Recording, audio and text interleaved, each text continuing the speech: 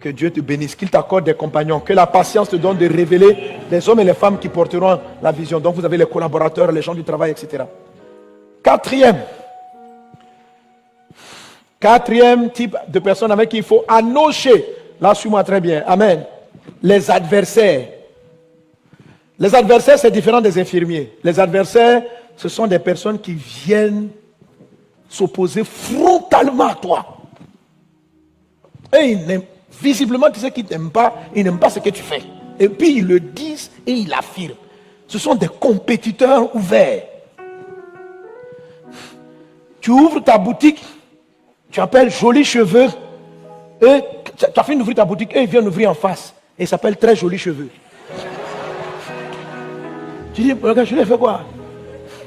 Tu déménages, tu vas ailleurs. Tu fais Jolies Chaussures, lui il vient en face. Très très très jolies chaussures. Tu sens qu'il a affaire à toi. Ce sont les adversaires. Quelquefois, ils agressent verbalement. Ils t'insultent en ligne et puis ils sont contre toi. Adversaires. Est-ce que tu sais que c'est Dieu qui les a envoyés? Alléluia. Vive les adversaires. Tu es sûr que ton amen est vrai. Alors là, pourquoi la Bible dit qui a reconnu le bras de Dieu? Le bras de Dieu ressemble à ce qu'on détourne le visage. On détourne les visages des adversaires. Cependant, dit l'Écriture, il transportait la fin de nos souffrances. Alors, l'adversaire transporte quelle fin de souffrance? L'adversaire transporte, 1, l'amélioration de ton potentiel. 2, l'élévation de ta vie. Aller plus haut. Ce sont les adversaires qui font monter, ce sont les adversaires qui t'aident à donner le meilleur de toi. Amen. Le livre d'Ecclésiaste dit, le proverbe dit, le fer aiguise le fer, l'homme s'aiguise au contact de son prochain. Le fer aiguise le fer. C'est-à-dire que quand tu vois la machette, quand on l'achète nouvellement, elle ne sort pas son tranchant. Mais la machette est née pour couper. Les machettes achetées à l'usine ne peuvent pas couper. Pour qu'elles puissent couper, il faut qu'elles et puis un autre fer se rencontrent. C'est-à-dire quelque chose qui est presque identique. Une copie de sa matière. Et les deux se rencontrent. Et ils se blessent. La lime fait... Ça lui enlève certains éléments. Et la lame devient affûtée. Et elle est capable d'entrer dans sa destinée. C'est ce que les adversaires font dans vos vies. Ils vous aident à être meilleurs dans tout ce que vous faites. Est-ce qu'on est ensemble? Il faut être patient avec eux. Tant qu'ils sont là, parce qu'à un moment donné, Dieu va les éliminer. Mais tant qu'ils sont là, tu pries et puis ils sont là. Père, défends ma cause et puis ils sont là. Sois patient. Anoche. Ils vont te rendre meilleur. Amen, amen, amen, amen, amen. Par exemple, encore, ça dit que quand tu sais faire quelque chose, tu fais jolis cheveux, elle fait très jolis cheveux. Si tu t'assois et tu penses et tu es patient, tu vas te rendre compte que tu vas avoir une révélation qu'elle n'a pas. Et puis tu vas passer au-dessus d'elle. Après, elle va te copier encore, elle va monter à ton niveau. Heureux vos concurrents. Les concurrents aident. Vous savez, Dieu a mis un trésor en toi. S'il n'y a pas quelqu'un qui vient te challenger, tes compagnons ne vont pas le faire. Tes compagnons vont t'encourager. Tu es le meilleur. À part toi, derrière toi, Dieu va te faire comprendre que ce que tu fais là, ce n'est pas ce qu'il a mis en toi. Il y a mieux que ça. Donc il va t'envoyer quelqu'un qui va recopier. Il y a un niveau que vous atteignez qu'aucune personne ne peut copier. Vous êtes unique, tu es unique.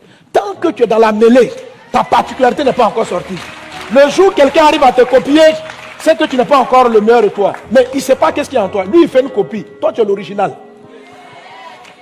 La première idée que tu as eue, tu en as encore beaucoup plus qui sont en toi. Mais comme il n'y a pas eu de compétiteur, tu ne sais pas que ça y est en toi.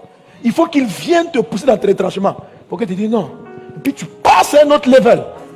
Il te suit à un autre level. Dieu est en train de te dire, c'est pas encore fini. Tu montes encore. Vive les adversaires. Souvent, vous savez, les femmes, est-ce que vous savez que vous avez des compétiteurs aussi souvent dans le mariage? Des compétitrices. Hein?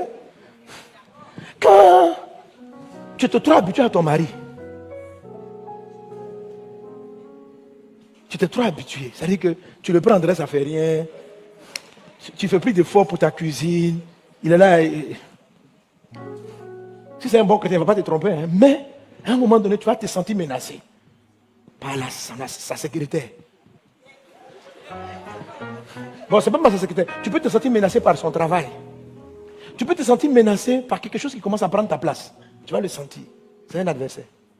L'adversaire vient te dire que tu te laisses aller. Tu ne fais plus ressortir ta beauté. Depuis là, ton mari est conquis. Donc, il est conquis. Tu vas faire quoi avec lui? Tu t'habilles, tu es dans la maison, tu fais en direct, tu t'en fous.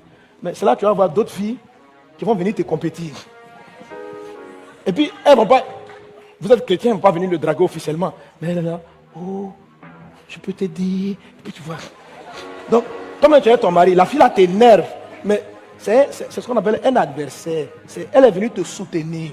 Elle est venue t'expliquer que... Alléluia! Que comme ton mari est là, ça fait 5 ans, 10 ans que vous êtes mariés, tu as commencé à ne plus bien t'occuper de lui. Donc, il faut savoir qu'il y a des personnes, son assistante, ou il y a des gens qui peuvent s'occuper mieux que toi en ce moment. Mais c'est toi sa femme. Ça veut dire que ce qu'elles font, tu es capable de faire 10 fois plus. Ce n'est pas elle sa femme, c'est toi la femme. Mais qu'est-ce qui va t'aider à te développer? C'est les adversaires, ce n'est pas tes copines, ce n'est pas tes compagnons. Il faut venir te dire, non ça va, ton mari c'est un bon type, ton mari c'est un bon type. Le mari aussi, il veut le meilleur de toi. Depuis que tu l'as marié,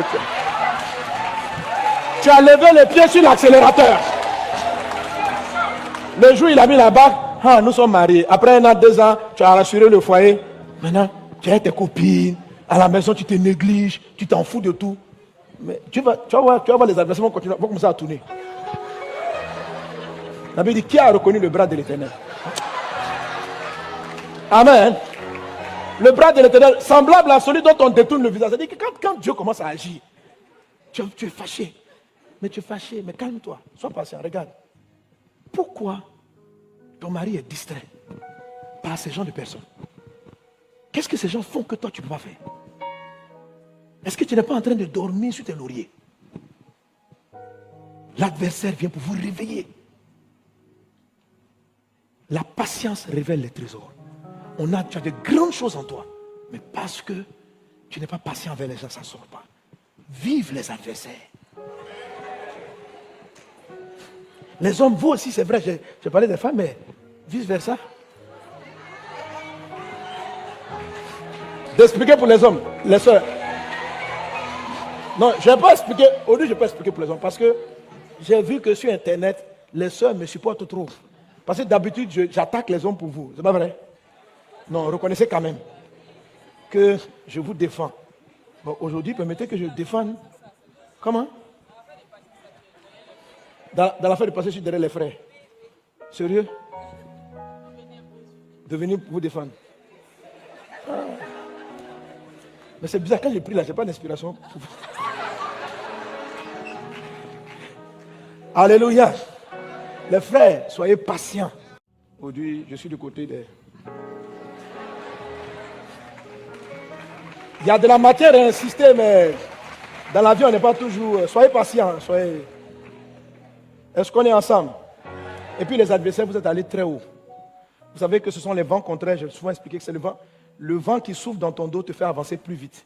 Mais le vent qui vient contre toi, si tu sais l'aborder, il te fait monter. Les avions ont besoin d'un vent contraire fort pour aller en hauteur. Quand je vous ai dit mon histoire de parapente, je voulais sauter d'une montagne, le parachute et les parapentes. Mon coach m'a dit, on attend le vent qui vient en face. Pas le vent qui souffle dans mon dos. Vos compagnons vous encouragent. Vos ennemis vous challengent. Et c'est ce qui... Et donc si tu es patient envers eux, tu leur pardonnes, tu continues de leur faire du bien, tu vas passer au-dessus. Et tu vas aller très haut. Et à un moment donné, les gens vont te critiquer, mais ne pourront plus t'atteindre. Quand les gens arrivent à t'atteindre, c'est que tu as leur niveau de combat. Quand quelqu'un t'insulte et puis ça te prend, ça te fait mal, c'est que vous êtes au même level. Ou bien tu es un tout petit peu au-dessus de lui. Maintenant, il t'agresse parce que Dieu veut te dire que tu ne voles pas à ta vraie dimension. Tu es déjà en haut, mais tu crois que tu es trop en haut. Tu n'es pas où Dieu veut que tu sois. Donc les gens vont t'attaquer de front. Maintenant, quand tu montes, tu deviens comme un avion. Quand un avion en haut, là, vous qui êtes en bas, là, soyez fâchés. L'avion, je suis contre toi. Mais quand tu es un avion, on s'en fout. Tu vas atteindre un niveau où aucune parole, aucune méchanceté ne pourra t'atteindre. C'est ça. Amen. Ton niveau de croisière. Tant qu'on t'agresse, tant qu'on te combat et que ça tu ressens, c'est que tu n'es pas encore assez haut. C'est que ton talent n'est pas encore assez affiné. C'est que ton expertise n'est pas encore à la hauteur de ce que Dieu a déposé en toi. Quand ce qui est en toi est déployé dans sa phase, il n'y a pas match. Tu es unique et tu voles seul à ton niveau. Amen. Puisses-tu atteindre par la patience à nocher ce niveau-là. Au nom de Jésus. Quelqu'un donne un bon amen. Après ça, vous avez le 5e, le consolateur.